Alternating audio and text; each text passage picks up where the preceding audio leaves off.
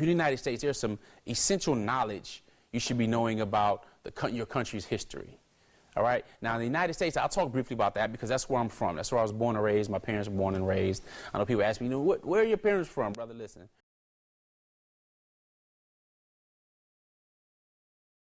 Bismillah. Assalamu alaikum wa rahmatullah. Welcome back. I'm Nazir bin Nazir, founder of outstandingmuslimparents.com, and here with Huda TV on our episode of Outstanding Parents. Now, of course, this is the zone that we encourage you to be outstanding. We don't think average is good enough, especially when you understand that average is the top of the bottom and the bottom of the top. Okay, so today's episode, we're going to talk about knowing the landscape. And what I mean by that is knowing where you are in the world, especially if you travel. If you immigrate to the West, for example, many people don't know the landscape. They come to America thinking that, or the United States thinking that it's just like a TV show where they found a land of milk and honey and so on. And this is a very, very dangerous idea because they lose their children, culture, and much more. And ultimately, many people lose their deen because they don't know the landscape. So this is what I want you to picture. Especially if you're going traveling somewhere. Of course, if you're going to travel, you need to know the destination that you're going to, of course, how you're going to get there, and what you're going to do when you're there, how you're going to get around. Okay, for example, I'm not from Egypt, but when I'm in Egypt, I need to know that I can go where I need to go to get some food. I know that my shelter is taken care of and so on. And I'm likely not going to have to figure this stuff out myself. I'm going to ask somebody who lives there how to handle things, or some type of tour guide, if you will. So that same thing needs to be done, especially when you move to another country or if you've already immigrated to a country, because knowing the landscape is essential. I didn't know that it'd be difficult to even see any type of stoplights or anything like that, or different traffic regulations or lack thereof in different countries until I was actually in it.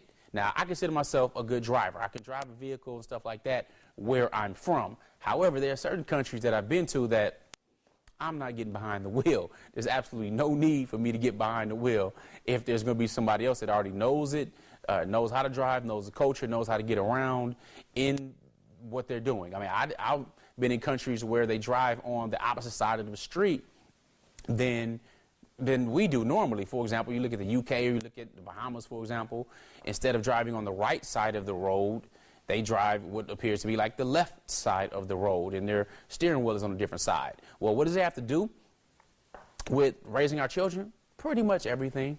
We need to know the landscape so that we know what dangers are there. We know what opportunities also exist so we can take advantage of and beware of the other. Otherwise, we're like, out of our place. We're out of place. We could be pretty much sitting ducks. We don't want to be sitting ducks ourselves, nor do we want our children to be sitting ducks. Okay?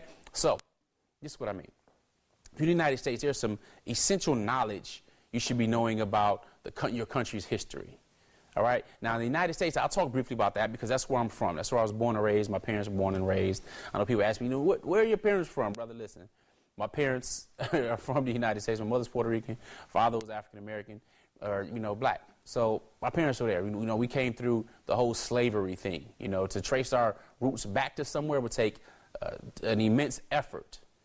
So Allah Ta'ala knows best. And some of you can trace your family directly back where you come from. Alhamdulillah, that is a blessing. It's the rahmah from Allah for you.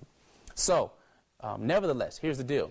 I'll talk a little bit about the U.S.'s history. However, it's important that you also find out the history of the country where you were born. The history, period. Any Muslim country, find the history. Let's go back. When did Islam first come to Egypt, for example? When did Islam come throughout Shams? When did Islam spread to mid-Africa? When did it get up to Caucasus? When did this stuff happen? When did it get to Albania, Uzbekistan, and so on? When? Who brought it in? Was it a companion? What is it, Tabi'in or Tabi'in? Who was it? What happened? When it got to Turkey and the fall of Constantine and Constantinople. Find the history of your country. And it's important to understand that. But equally or more important, especially if you leave your country going somewhere else, to know the history of that country so you understand its landscapes, its customs, its traditions, and its games. Very, very important. For example, talking about the United States.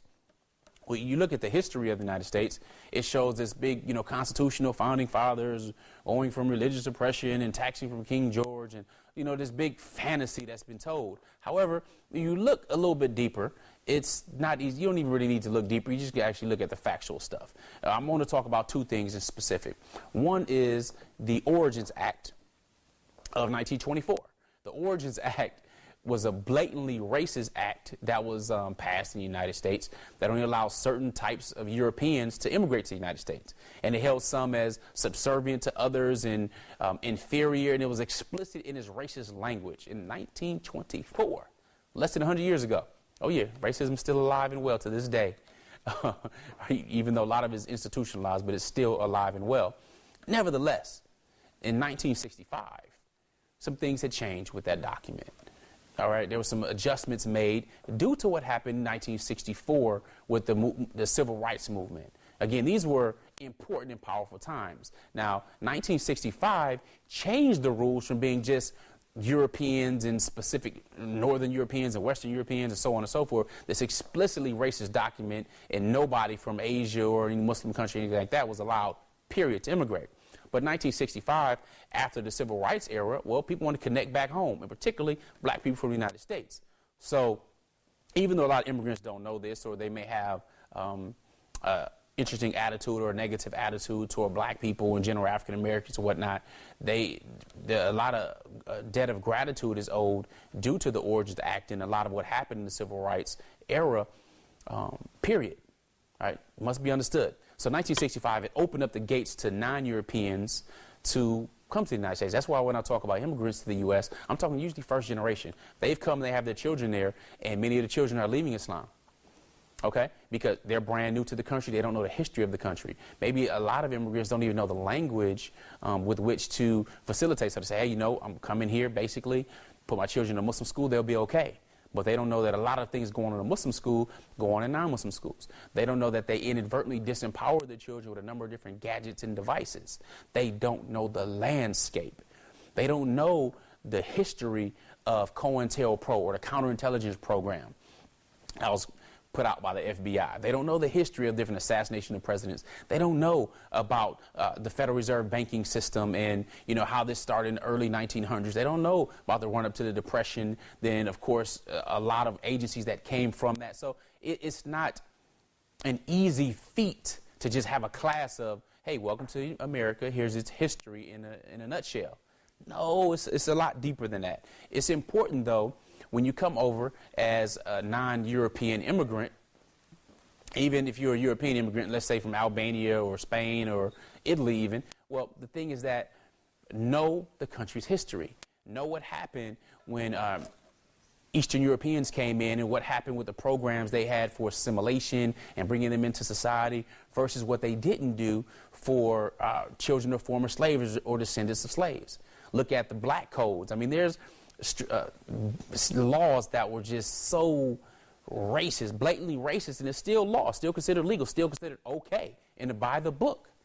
Okay, so it's really, really a sad history, but it's important to understand it because once you understand the history, you still see these remnants of racism, you still see these different seeds, but you know how to work within that landscape. And you also can relate to other people because when you come to America, for example, and we come with, the idea that Islam belongs to a certain group of ethnic individuals, let's say even Arabs, for example. Well, Islam belongs to Allah subhanahu wa ta'ala. It's for Muslims.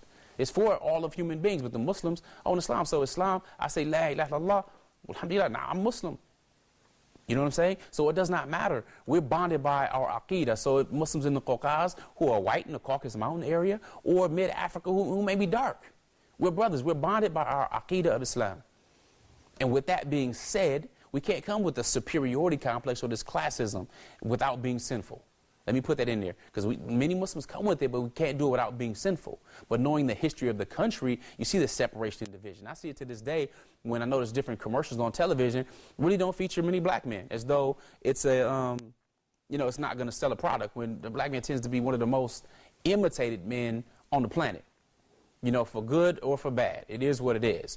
whether it be for dress or for music or whatever, celebrity or coming through this whole slavery thing and coming out the other end. You know, knowing the landscape of the country, again, is very important, or we come with just the notion that everything's okay. I'm going to go and it's milk and honey out here and people are nice and they're great and they're good to go. Well, in general, human beings in general are nice.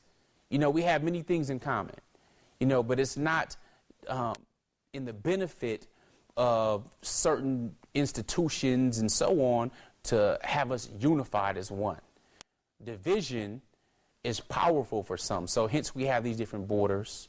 You know, it's very interesting because there's not really a term for a convert or revert in the early days of Islam. They didn't use that. A person was a Muslim or was a not Muslim or was a non-Muslim. So these different new terms are important. When we talk about immigrant, well, Muslims didn't really need visas and passports to travel from mid-Africa to the Caucasus. There was no need for it because you were a Muslim. That was your only passport that you needed. So we look at different Muslim travelers that traveled the Muslim world and traveled all over the place and really learned from different cultures and were able to benefit as historians. SubhanAllah, they didn't have these restrictions we have now. So when we go to airports and we see certain countries have to pay this transit tax and so on, it becomes very challenging. But when we understand the Origins Act, when we understand what's going on with the counterintelligence program and spying on people, and now there's drones flying over the U.S., now there's assassinations going on of American citizens by their own government, we have to understand where it's rooted. And the sooner we do that, the better. And inshallah ta'ala, we'll talk about some different techniques and some different things that have been going on that is necessary to know in the U.S., inshallah ta'ala, especially when it comes to understanding the landscape. So stay tuned, inshallah ta'ala. We'll be back in just a few moments. Assalamu alaikum, peace. I'm Coach Nazir. And I'm Coach Fatima. And I'm Coach Nyla. And we are the founders of Outstanding Muslim Parents. I want to introduce you to something that you may be interested in because you seem like a proactive parent already just by the video we interrupted. All right, and that's called the OMP Inner Circle. That's where we all train deep dive into parenting. So whether that's the first stage of children up to 7 years old, or 8 to preteen in the second stage, or of course the teenagers and young adults in the third stage, we deep dive with the 3 C's as well as the 3 E's. So what our members get every single month, all of our students, they get brand new training every single week. That includes downloadable audios, downloadable worksheets, so you can deep dive into it. And of course, you have our personal email addresses as well. However, every single month, we have a live Q&A for all of our students. So we go to answer their questions or deal with different challenges and things that they may be dealing with parenting, because we know it's an ongoing struggle. Just us, you know, here being the parents of 12 children. Right. Okay, so with that being said, I want to congratulate you on being proactive. And make sure you click the link below in the description and we'll let you get back to the video. Assalamu alaikum. Peace. Peace.